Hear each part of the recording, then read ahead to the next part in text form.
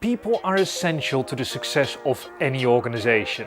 HR professionals play a pivotal role in how successful an organization is, and good human resource management is essential for businesses of all sizes.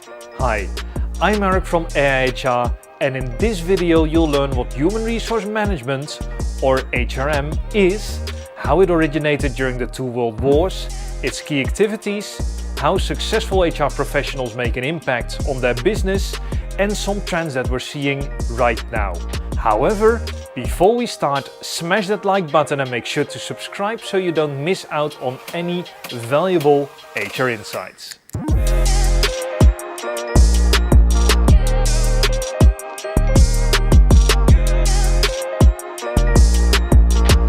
Before we get into HRM activities, let's start with a definition. Human resource management is the management of people to help them perform to the best of their abilities and, as a result, achieve better performance for the organization. This is summarized in a great quote by Stephen Covey. An empowered organization is one in which individuals have knowledge, skills, desires and opportunities to personally succeed in a way that leads to collective organizational success. A human resource is an individual employee, and human resources is what we call the set of people who make up the workforce in an organization. Another common term you might hear is human capital. This refers to the economic value of an employee's experience and skills. Human capital was introduced into the mainstream in 1928 when the English economist Arthur Cecil Pigou wrote that organizations can invest in material capital, which are buildings and tools and machines, as well as in human capital. We now know that investing in human capital pays off. Organizations with employees who have relevant knowledge, skills and experiences are more successful than organizations that don't. Organizations are also more successful if they're able to hire the right people, successfully onboard them, fairly reward them, and continuously optimize their performance. The realization that human capital increases the success of organizations led to the creation of the modern HR department, which in turn is in charge of human resource management. How did HRM get to where it is now? Let's take a look at a brief history so you can get a better idea of why we do what we do in HRM today. HRM started as personnel management, which became relevant during the two world wars. The wars had a tremendous impact on the way we worked. Since most young men were drafted into the army, women started to participate in work, serving in the armed forces or working in factory jobs. Because some men were afraid that this would cause women to lose their femininity, some factories gave female employees lessons in how to apply makeup. I bet you didn't think that that was ever part of an HR job description. During the World Wars, organizations also introduced assessments like IQ testing to predict performance and implemented an increasing number of social policies. Personnel management during and after the wars was focused on compliance and creating work efficiency. In the decades that followed, personnel management became increasingly important and became involved in everything related to staffing, from hiring and firing to administrating benefits, collective bargaining and determining salaries. In the mid-80s, the term human resource management was introduced as a way for the organization to implement policies that would make the organization more successful. While personnel management focused on creating efficiencies, HRM promised to go beyond that and actually make an impact on the business. This move was reinforced by a growing amount of research that found that investments in HRM practices, like proper training and competitive compensation for employees, would increase the organization's financial performance. The consequence of this was that HRM became less administrative and instead worked alongside line managers. Day-to-day people management became part of the manager's role, while HR started to integrate with the business and focus on strategic people issues like talent acquisition, compensation and retention. Leading organizations would implement HR policies that were collaborative and that were aligned with the organization's goals. Citibank appointed the HR director to the corporate board, and in other companies like Hewlett-Packard and W.H. Smith, the group HR director became fully involved in formulating corporate strategy. This integration of HRM with business strategy was called strategic human resource management. That brings us to today, where HRM has evolved into one of the cornerstones of the modern organization. Good people practices can make an organization many times more successful than its competitors, meaning that HRM occupies a strategic spot in an organization's business model. And just as a reminder, if you're enjoying this video so far, you know what to do. So what exactly is involved in human resource management? HRM actually encompasses a long list of activities. I won't give you the whole list, but let's dive into 7 of the most important HRM activities before I explain what some of them have to do with hygiene. The first HRM activity is recruitment and selection. This is the most visible element of HR. I think we all clearly remember our first job interview. The goal here is to recruit new employees and select the best ones to come and work for the organization. You might be quite familiar with the most common selection methods like interviews, assessments, reference checks and work tests. Performance management is another key activity. The goal here is to help boost people's performance so that the organization can reach its goals. This happens through feedback and performance reviews. Another key aspect of managing performance is succession planning. The goal here is to build a talent pipeline so that when strategic roles open up, there is talent waiting to take them on. Then there's culture management. HR has a responsibility to build a culture that helps the organization reach its goals. A governmental organization that's over a century old may have a very different company culture compared to a technology startup. Different organizational cultures attract different people, and cultivating an organization's culture is a way to build a competitive advantage. Another important HR activity is learning and development. Its purpose is to help an employee build skills that are needed to perform today and in the future. Many organizations have a dedicated L&D budget.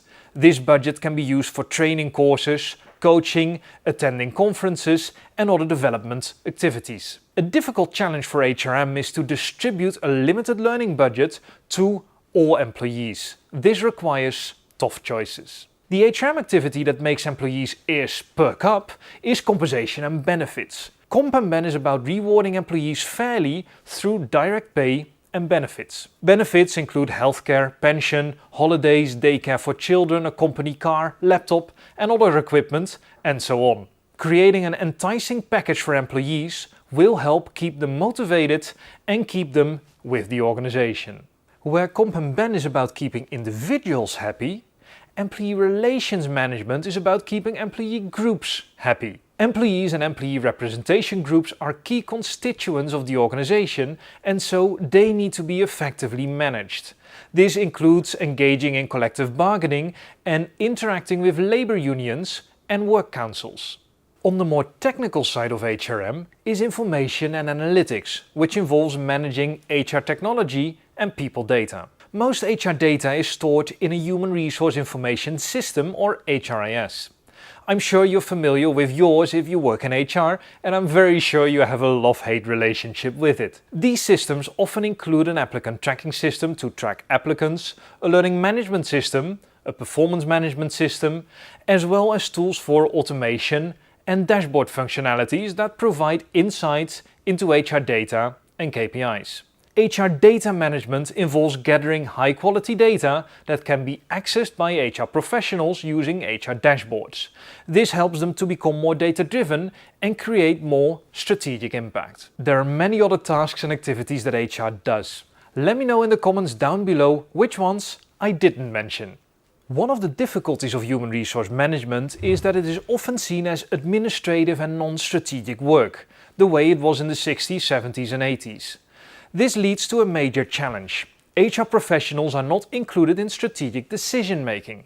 In other words, HR lacks a seat at the boardroom table. This means that the people aspect of business decisions is not always fully considered when companies make big company-wide decisions. One of the reasons this is happening is that HR professionals spend too much time on non-strategic activities. Let me explain this. HRM activities are categorized into two groups.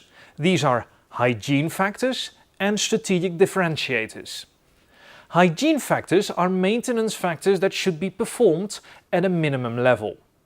Just like personal hygiene, people won't notice when you smell fresh and brushed your teeth, but they will notice when you forgot to take a shower. Many HR activities follow a similar rule. If HR doesn't know how many people are working in the organization today, how many people left the organization last year, or fails to keep a labor union happy, people will notice. However, if HR does all of these tasks properly and on time, it is not really noticeable, but it keeps people satisfied. Traditionally, HR has focused on a lot of these hygiene factors, pigeonholing itself into an administrative role rather than a strategic one. Strategic differentiators, on the other hand, are factors that help HR build a competitive advantage for the organization. For example, an organizational culture that is optimized for performance, a selection process that helps to select only the best of the best, or an onboarding process that makes sure that people are up to speed as soon as possible. They are all ways for HR to differentiate itself and make a strategic impact on the organization. A mostly administrative HR department focuses on hygiene factors. However, a strategic HR department is able to both take care of these hygiene factors while also creating a number of strategic differentiators that help boost organizational performance. HR organizations that are able to do this help their organization be more successful. The field of human resource management has never changed at a faster pace. Today, some of the challenges we're seeing include an aging workforce which characterizes many Western nations. This brings challenges such as sustainable employability, but there's also a need to upskill or reskill part of the workforce whose skill set was more relevant 10 years ago. At the same time, globalization is opening up local labor markets and enabling companies to tap into a global market. They don't need to limit themselves to the talent within their city or their country. Ever since the pandemic, these global workers can work fully remotely as well, gradually making the physical workspace a thing of the past. The types of contracts companies offer have also changed with the increase in gig work. This has disrupted the traditional employment contract and enables organizations to become more flexible. Another major future trend is due to the increase of the impact of data and analytics. HR professionals are now required to build skills they traditionally weren't very good at. Not many HR professionals needed to access dashboards or have a deep understanding of HR technology a few years ago. Automation is also driving digital transformation and is threatening to partially automate many of the more administrative HR jobs. Not only does this mean that the external environment is changing, but so are the skills required for the HR professional. All of this creates an exciting environment in which HR can be reinvented and become a more strategic and impactful business function. A final trend is the emergence of task and industry-specific human capital. Until now, I've presented human capital as something static with fixed value.